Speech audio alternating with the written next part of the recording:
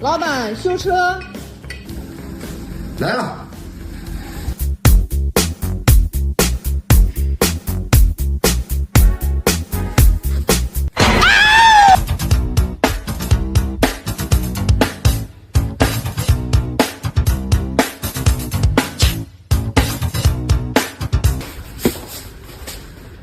咋了？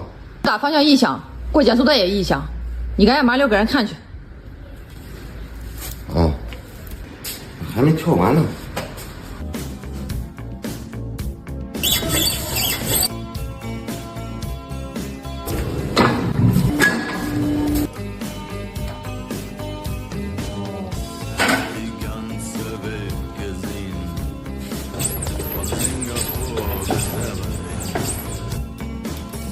经过检查呢，这个声音主要是因为下支臂球头内部磨损过度、缺油、干磨所导致的这个声音的主要来源，也是奔驰车系里面常见的一个问题。